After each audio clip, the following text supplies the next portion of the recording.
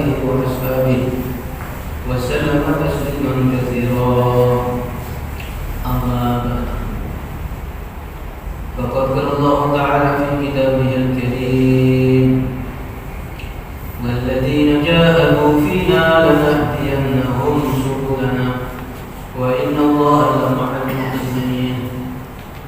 وقال النبي صلى الله عليه وسلم: من خاف فأدلج ومن أدلج بلغ المنزل. ألا إن سلعة الله الغالية، ألا إن سلعة الله الجنة. أو كما قال النبي صلى الله عليه وسلم. Kepada para alim, para ulama yang kami muliakan, masyarakat, AMK, segenap RT yang kami hormati, segenap pengurus masjid Al-Qauman yang kami muliakan, juga seluruh jemaah masjid Al-Qauman, jemaah salat maghrib yang dirahmati oleh Allah Subhanahu wa taala.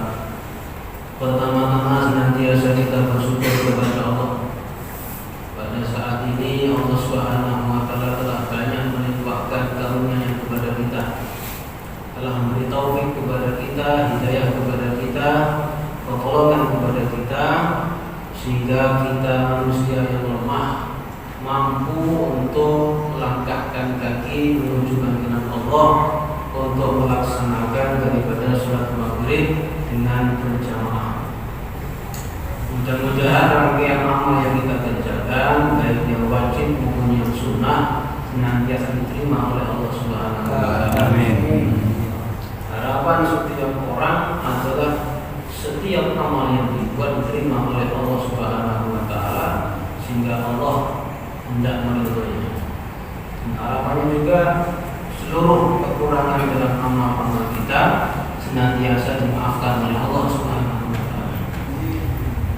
Kedua kalinya salat berserta salam senantiasa kita aturkan kepada junjungan kita yang mulia Nabi Agung Muhammad sallallahu alaihi wasallam, berikut para keluarganya dan juga para sahabat-sahabatnya, juga para pengikutnya hingga yaumil qiyamah.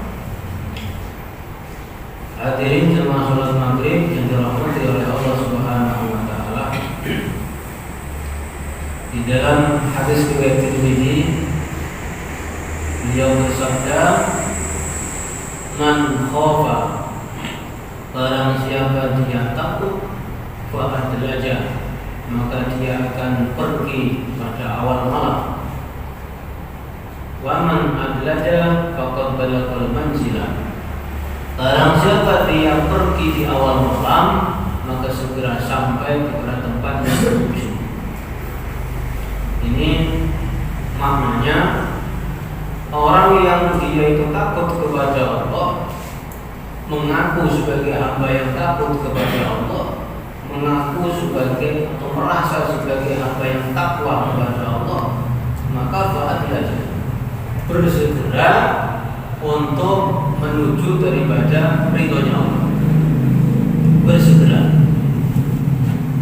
Tetapi jika setiap perintah kita kerjakan dengan malas-malas, dengan lambat-lambat, maka ini belum termasuk memiliki sifat takut kepada Allah.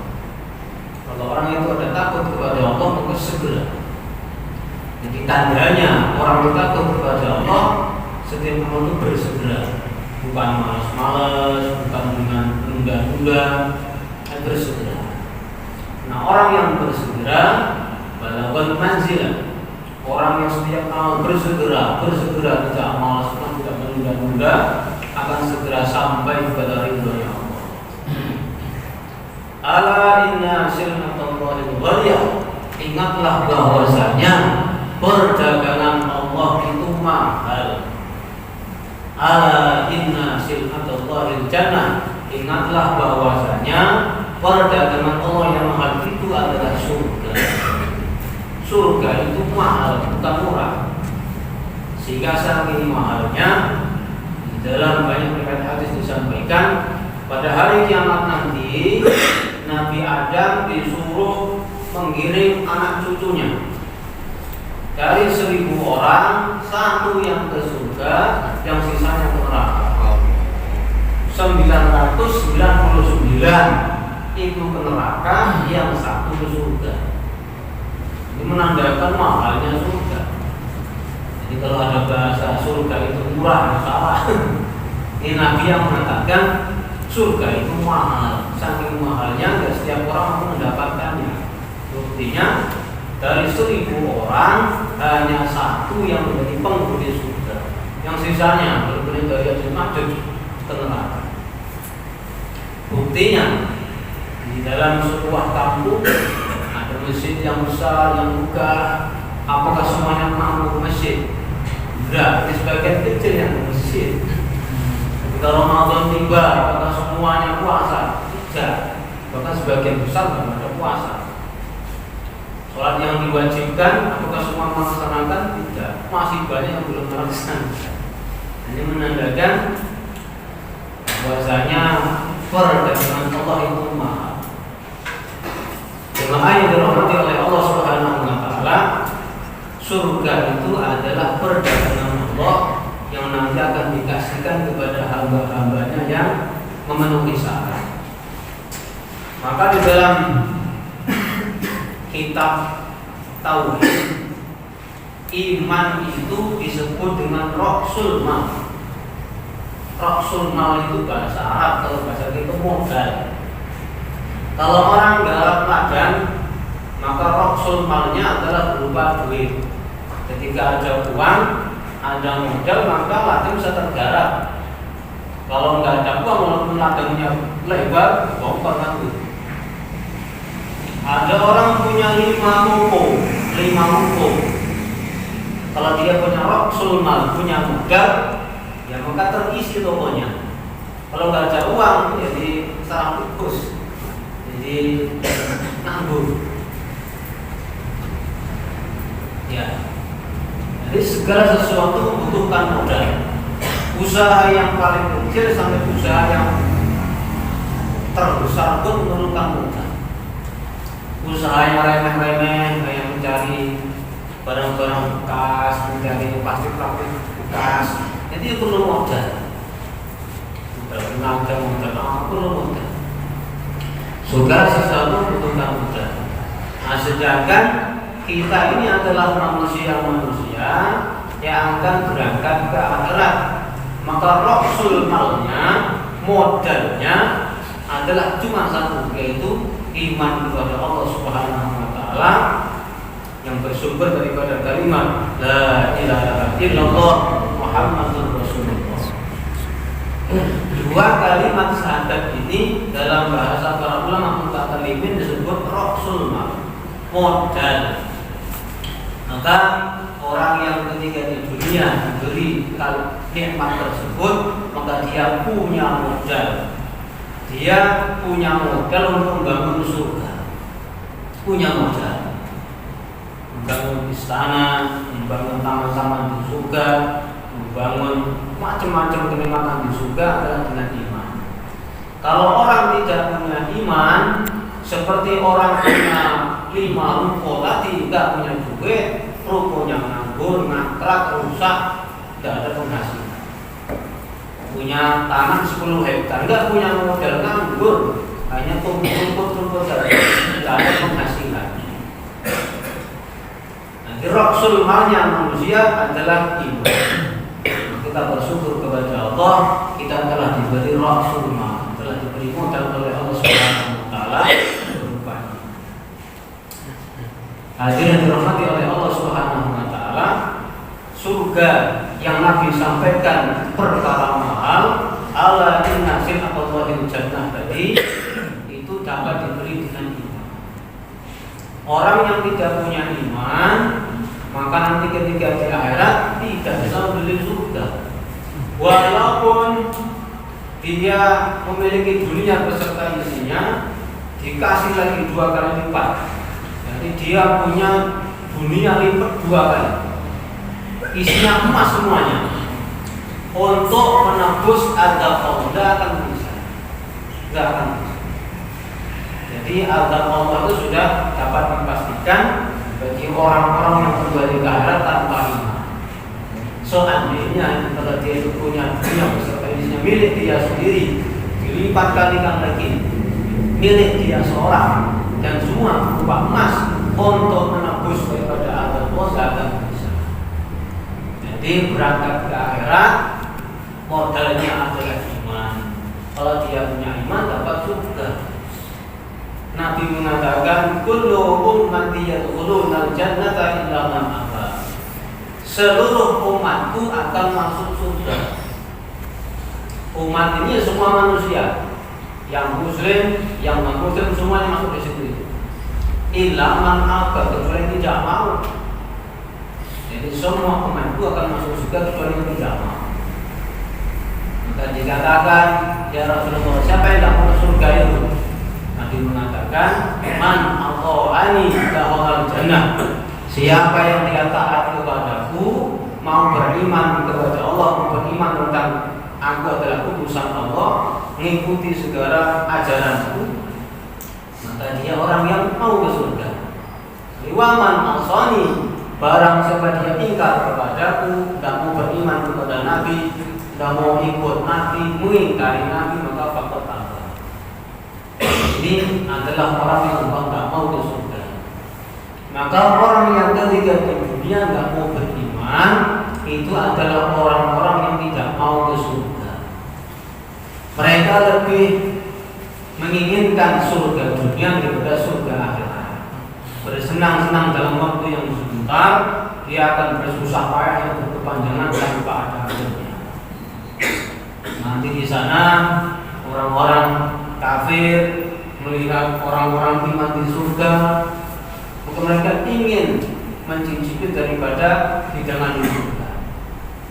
Wa nada ashabun nari ashabal jannati an afidu alaina min al-ma'i mimma razaqakumullah.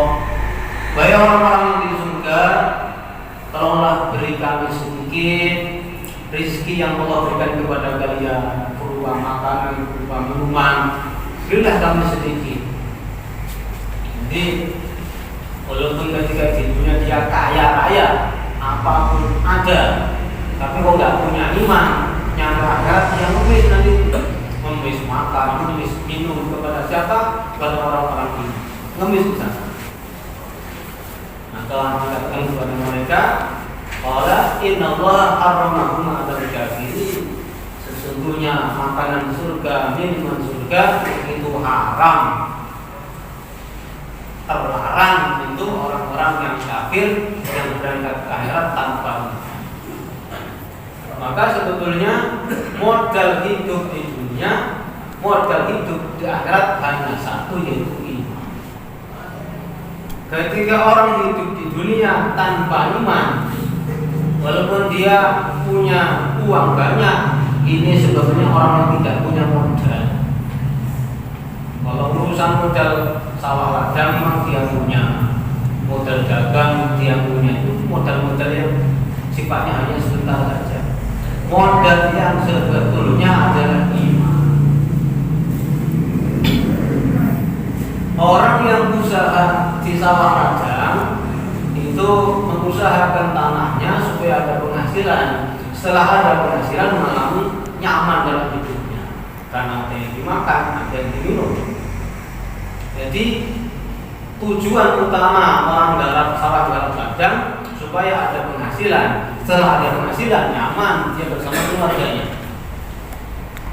Orang yang usaha di toko juga sama. Puncak maksud dia usaha dagang adalah supaya ada penghasilan sehingga nyaman dinikmati semua keluarga. Apapun usaha dunia begitu arahnya, supaya ada penghasilan dapat dinikmati dia bersama keluarga.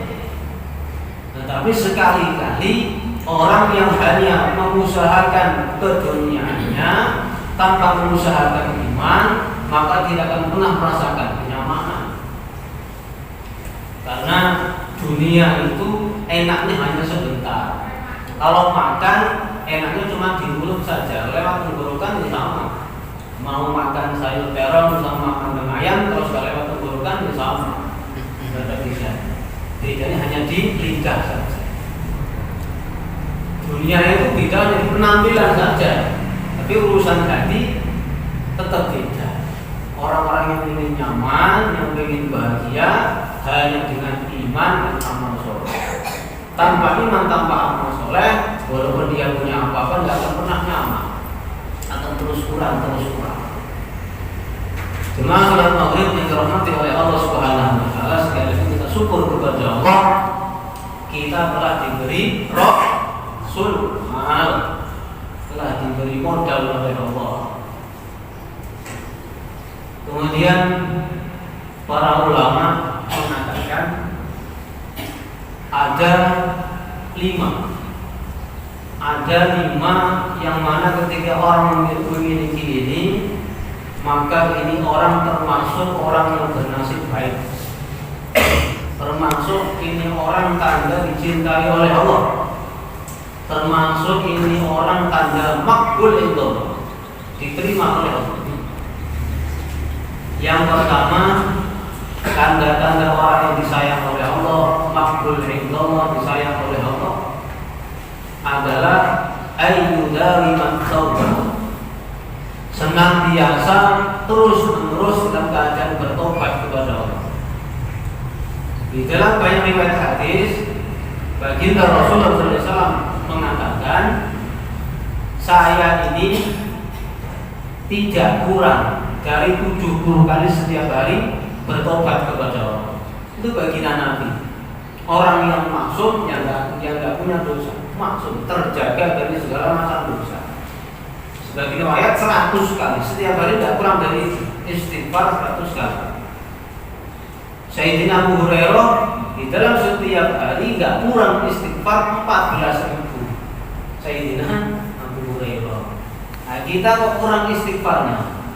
Kemudian kita merasa dosa apa ini, suruh istighfar banyak-banyak. Hari ini saya nggak maksiat. Jadi maksiat kita yang besar adalah merasa nggak punya dosa, itu dosa besar. Merasa nggak berdosa itu sudah dosa tersendiri. Maka tanda orang disayang oleh Allah, tanda orang dicintai oleh Allah, makbul indallah, senantiasa bertobat kepada Allah. Di dalam sebuah riwayat Nabi mengatakan, Allah Subhanahu wa taala berfirman dalam hadis qudsi, seandainya seluruh manusia tidak ada yang bermaksiat satu orang pun, semuanya taat, seluruh dunia taat, menggandeng maksiat, nanti Allah Subhanahu wa taala akan mengirimkan satu orang digerakkan untuk bermaksiat, kemudian dia bertobat. Ini menandakan Allah punya sifat Al-Ghafur, Maha Mengampuni, dan beliau sangat cinta dengan hamba-hamba yang sudah bertaubat. Nah begitu, misalnya seperti seandainya tidak ada maksiat sama sekali, Allah akan hadirkan beberapa orang untuk bermaksiat kemudian taubat. Karena Allah sangat cinta dengan orang yang bertaubat. Kemudian Nabi juga bersabda, kullu bani Adam khata'un, setiap anak Adam itu akan banyak berbuat dosa. Khata' itu sigat mubalaghah. Kalau hanya sekedar khati', orang yang salah. Kalau sudah khata'un, itu tukang buat salah. Kalau sholimun, itu orang yang berbuat. Kalau sunnahun, tukang berbuat. Kalau kadabun atau kadibun, orang dusta. Kalau kadabun, pendusta. Ini Nabi telah menyampaikan kullu bani Adam khata'un dengan sigat mubalaghah. Manusia itu, anak cucu Adam itu akan menjadi tukang berbuat salah. Tukang berbuat salah. Wa khairul khata'in at-tawwabun, sebaik-baik orang yang tukang berbuat salah adalah dia yang at-tawwabun, yang banyak taubat. Sama menggunakan sigat mubalaghah, bukan sekedar taibun tapi tawwab, sama. Jadi tukang berbuat salah kemudian dibalas dengan tukang taubat. Nah, kita kira-kira sudah tukang taubat atau setelah sholat waktu istighfar sampai malas-malas. Nabi itu setiap hari 70 kali. Kalau kita berapa kali istighfar? Kadang-kadang kata para ulama, istighfar kita perlu diistighfar lagi. Karena istighfar nggak sampai hati, cuma sekedar astagfirullah, astagfirullah, nggak sampai hati. Maka istighfar kita perlu diistighfari lagi. Taubat kita perlu taubati lagi. Taubatnya nggak tenang. Salah ya? Kalau kita sudah ada ciri-ciri ini, jadi tukang taubat, apa-apa taubat, apa-apa taubat. Kalau para anbiya itu mereka bertaubat, itu mentaubati derajat sebelumnya. Saat ini beliau naik derajat, sebelum itu beliau berada di bawahnya. Jadi beliau mentaubati derajat yang sebelumnya. Kalau orang-orang soleh itu mentaubati merasa kurang di dalam amalnya, kurang khusyuk, kurang tenang. Kalau kita ikut yang mana ini? Kalau orang awam, taubat setelah berbuat salah pindah pada berbuat baik. Itu kalau seperti kita ini. Walaupun kita baru mengerjakan sholat, baru zikir, kadang-kadang sholat kita, zikir kita itu kurang berutuh, melalaikan Allah, dosa juga. Maka setelah amal pun maka tetap disunahkan untuk istighfar, minta ampun kepada Allah. Itu yang pertama.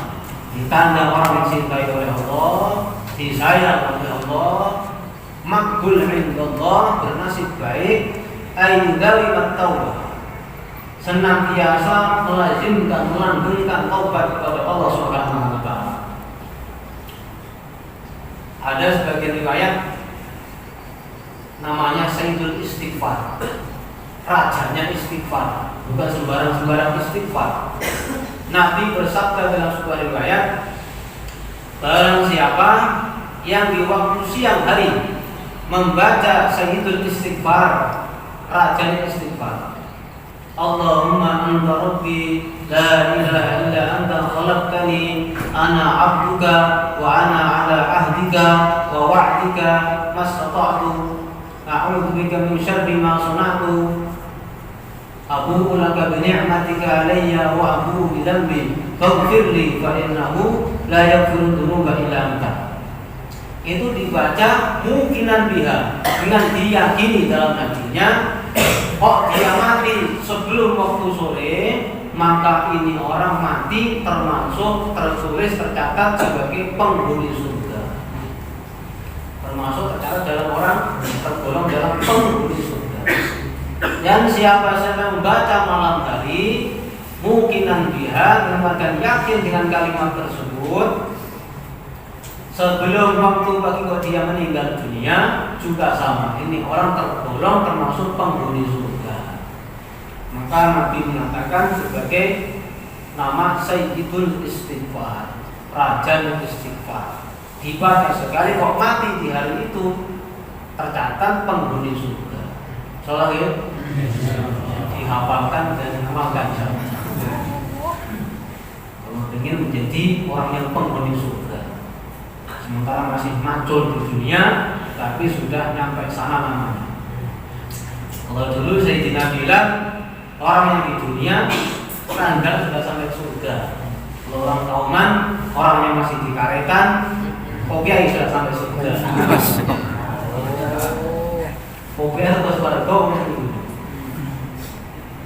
Itu yang pertama. Yang kedua, tanda orang disayang oleh Allah, dicintai oleh Allah, makbul indallah, termasuk orang yang bernasib baik, ayyukhalita bis shalihin, yaitu senantiasa berteman duduk dengan orang-orang soleh. Para ulama mutasawwifin mengatakan seseorang tidak akan pernah menyala hatinya, menyala imannya, kalau dia tidak mau bercampur dengan orang yang telah menyala rohaniahnya. Orang ingin soleh, tapi tidak pernah kumpul dengan orang soleh, itu nggak nyambung. Itu kata para ulama begitu. Orang ingin jadi wali, nggak pernah kumpul dengan wali, ya susah. Orang pengen lampunya nyala, rumahnya dia pasang 10 lampu, tapi nggak nyambung dengan PLN, yang nggak pernah nyala. Walaupun dia upayakan pakai korek itu bukan nyala, nyala koreknya bukan lampunya. Jadi kalau orang pengen lampunya nyala harus nyambung ke PLN. Walaupun dipasang ratusan lampu tidak nyangkut ke PLN akan pernah nyala. Kita pengen nyala rohaniah kita, imannya pengen meningkat, rohaniah pengen meningkat, menjadi orang yang betul-betul soleh, kok tidak mau berteman-teman hidup dengan orang-orang soleh, nanti nggak nyambung. Para sahabat itu selemah-lemahnya para sahabat tidak akan pernah bisa tertandingi, tidak akan pernah bisa terbalap oleh orang-orang yang setelahnya. Iman. Ada seorang tabi'in yang paling utama, namanya Uwais Al-Qarni. Tabi'in yang paling utama. Sampai Nabi mengatakan, wahai Abu Bakar, wahai Umar, nanti kalau kamu ketemu seseorang namanya Uwais Al-Qarni, mintalah doa kepadanya. Itu orangnya mustajab doanya. Ini siapa? Sayyidina Abu Bakar, Sayyidina Umar, orang yang begitu hebat begitu. Dikasih sama Nabi, kalau ketemu sama Uwais Al-Qarni mintalah doa. Mustajab doanya. Padahal khalifah, orang yang dikatakan seandainya imannya seluruh manusia selain anbiya atau mursalin ditimbang dengan imannya Abu Bakar, maka menang imannya Abu Bakar. Nabi juga mengatakan seandainya ada nabi setelah aku, Umarlah orangnya. Kalau ada nabi setelah aku, Umarlah orangnya. Ini dua orang Nabi kasihati. Kalau nanti ketemu Uwais Al-Qarni minta doa. Walaupun seperti itu, hebatnya Uwais Al-Qarni tidak akan pernah bisa membalap derajat para sahabat. Tidak akan pernah. Karena apa? Para sahabat langsung duduk bersama baginda Rasulullah SAW. Jadi duduk dengan orang soleh itu ada nilai besar. Sehingga para ulama mengatakan tanda orang ini akan bernasib baik kok dia dijumpakan dengan orang yang baik, dijumpakan dengan orang soleh, dijumpakan dengan para wali. Ini orang tanda bernasib baik. Kemudian ada indikasi ini orang akan berbuat buruk kalau dia mendengar atau melihat orang buruk. Itu dulu ada kawannya Syekh Abdul Qadir Al-Jailani, namanya Ibnu Saqo. Jadi ulama besar, banyak pengaruh, banyak karomah seperti itu. Tetapi dia memandang seorang wanita tadi adalah wanita di luar Islam, bukan orang Islam. Kemudian tersepona, melihat orang yang tidak punya iman, melihat wanita yang tidak tutup aurat, kemudian dia melihat dengan pandangan suka. Akhirnya langsung dia jatuh cinta dengan wanita tadi. Yang ringkas ceritanya, dia siap melepaskan imannya demi menikahi wanita tadi. Masya Allah. Itu orang yang eram, orang yang hebat. Temannya Sayyidul Auliya Syekh Abdul Qadir Al-Jailani bisa mati tanpa iman gara-gara melihat orang yang itu. Jadi kalau kita sedang melihat orang kafir, mesti istighfar. Ini kata para ulama, jadi itu diantara kerjanya orang-orang kafir membuat alat teknologi. Yang pertama tujuan yang besar adalah supaya orang-orang Islam itu berteman dengan orang-orang yang tidak Islam. Sehingga di dalam alat tadi itu banyak di situ gambar-gambar atau video-video orang yang bukan Islam. Di dalam elektronik tadi itu banyak kita lihat, kita lihat orang-orang yang tidak punya iman. Kalau kita melihat langsung, kita berteman hidup dengan mereka. Akhirnya apa? Kita bisa terpesona dengan dia. Akhirnya nanti cukurannya ngikutin dia, bajunya ngikutin dia, cara ngomongnya ngikut dia, sepatunya ngikut dia. Sehingga di tempat-tempat tukang-tukang cukur itu akhirnya dipasang gambar seperti mereka. Akhirnya orang Islam cukurannya seperti mereka. Kaum Lut itu dulu kena azab. Azabnya hujan batu. Di antara kebiasaan mereka, mereka itu suka memodifikasi cukuran rambut dan memodifikasi cara berpakaian. Itu di antara gaya hidup kaum Lut. Cukurannya dimodifikasi, pakaiannya juga bermodif-modif. Itu. Ini di antara yang pertama, usaha mereka untuk merusak orang-orang Islam. Orang Islam dikasih teman alat yang kecil itu, kemudian dia berteman duduk dengan orang di dalam, reaksi asik. Akhirnya dia melihat orang-orang yang di luar Islam, akhirnya iman yang terkenal. Yang kedua, termasuk usaha mereka yang terbesar, menjauhkan orang-orang Islam dari suhbah, berteman duduk dengan orang alim. Kenapa? Gak usah maju lama-lama di pondok, gak usah ikut kajian-kajian di masjid-masjid, malam Sabtu gak usah. Cukup duduk di rumah, duduk di manis sambil mobil, makan siang goreng. Kita butuh apa? Tanya Mbak Google. Kan keluar semua tanya jawabannya. Kalau kita ingin pandai semua macam ilmu, tanya Mbak Google, keluar semua. Tapi nanti kita jadi pandai sebatas lisan, nggak sampai hati. Jadi nggak berkah. Ini dua perkara yang berat yang dialami umat Islam sekarang ini. Jadi umat Islam diajak jauh dari ayu khalita bis sholihin. Salah ya? Itu nomor 2. Jadi kita senantiasa mencari teman-teman duduk orang-orang soleh demi menjaga iman dan amal kita. Kalau kita kawan-kawan kita orang-orang ahli masjid, kawan kita orang-orang ahli sholawat, ahli manakib, pokoknya orang-orang soleh, ini pertanda ini saya ini orang baik. Jadi kalau bentar-bentar didatangi, ayo ini jagoannya, menangan nih. Repot nih. Jadi itu kartu ini, kartu. Kok kita didatangi orang yang suka main kartu, suka adu jago ini, jangan-jangan saya ini dalam bahaya besar. Itu yang nomor 2. Yang nomor 3, ayyubdila qalbuhu fiqtah. Hatinya senantiasa menghadap kepada ketaatan. Sebagian mengatakan hatinya rindu dengan ketaatan. Itu tanda orang disayang oleh Allah. Kalau tadi kita jam 6 sholat maghrib di Masjid Al-Qauman, setelah selesai sholat maghrib, hatinya rindu ingin sholat isya. Begitu itu. Setelah isya dikerjakan, rindu ingin sholat tahajud dulu.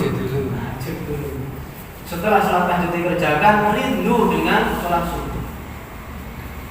Malam Sabtu datang ke sini, rindu setelah selesai dari sholat isya, dibacakan itu sahabat, hikmat bersama-sama. Begitu pulang rindu ingin datang hari Sabtu lagi. Hari Sabtu lagi. Itu pertanda kita buat amal di sini diterima oleh Allah Subhanahu wa taala. Amin.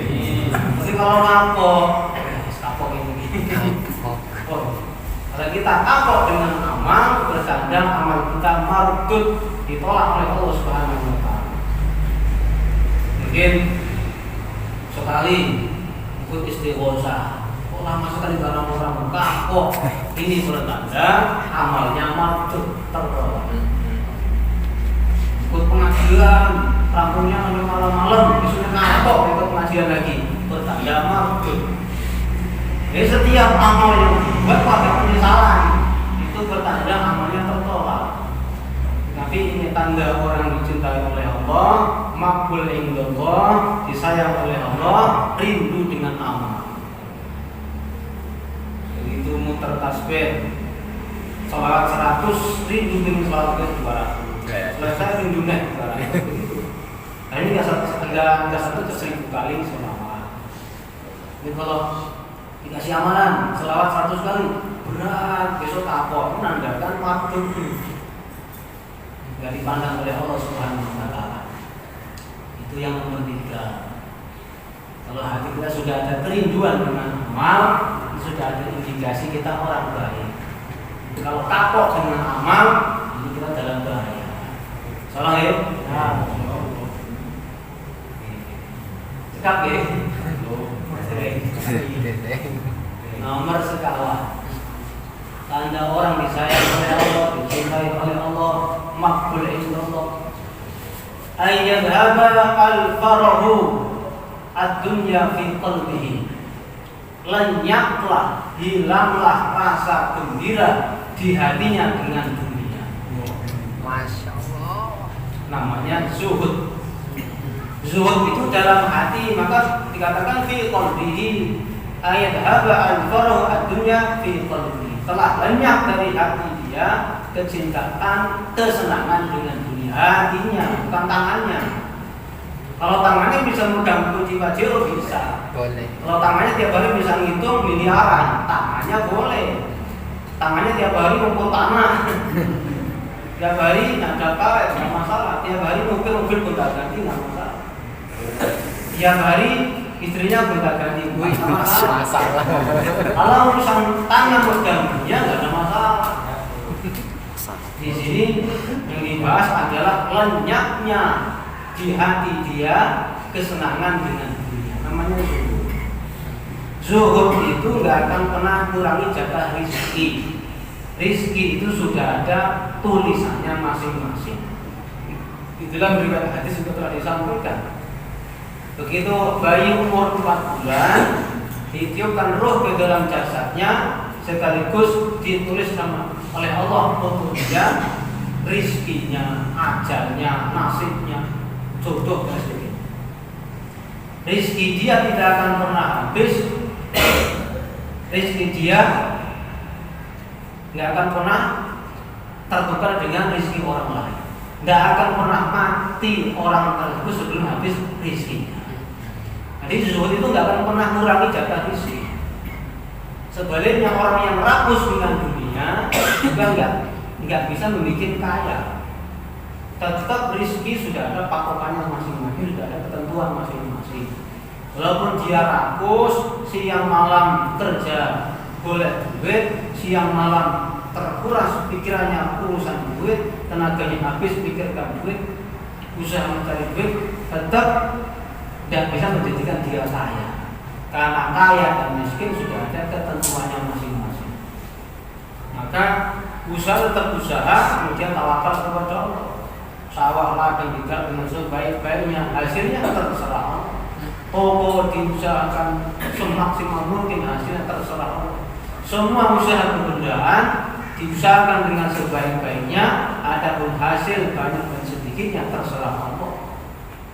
Ini yang nomor 4. Kalau kita sudah ada zuhud, sudah ada qanaah dengan harta benda dunia, pertanda Allah suka dengan kita. Tapi kalau kita sudah ada kerakusan dengan dunia, dalam bahaya besar.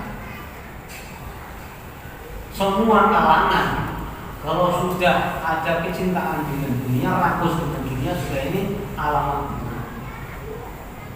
Itu di dalam hadis ada orang di akhirat diadili.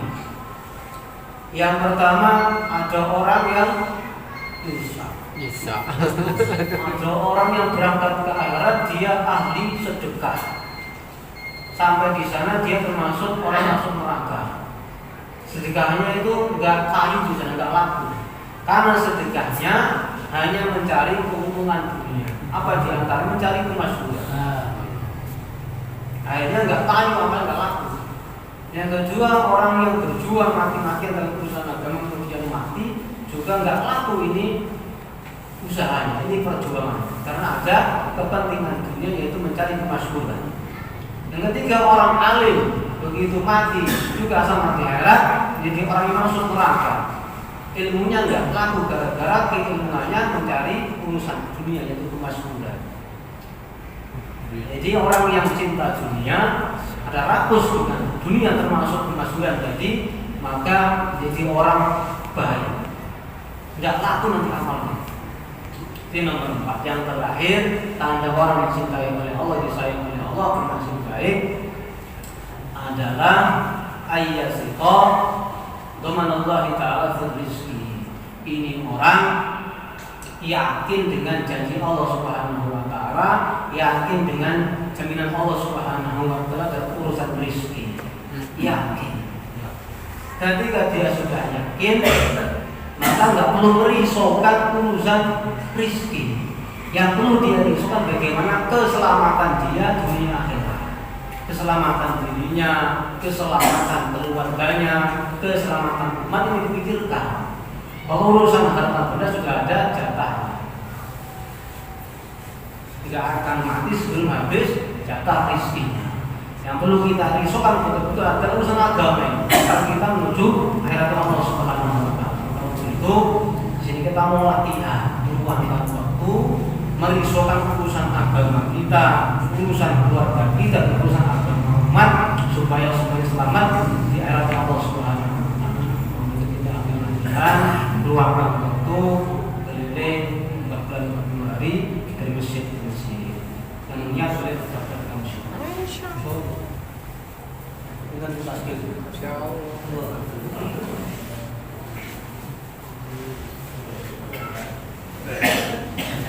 Surabaya dari iman yang kuat, maka kita perlu pengorbanan dan usaha agama. Salah yang nanti niat mau keluar di jalan Allah, maka kita gabung sama pakai berkarim.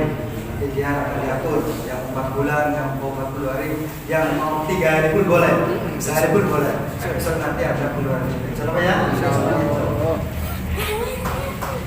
Lebihnya mohon maaf, kita sebagai orang majelis, subhanallah.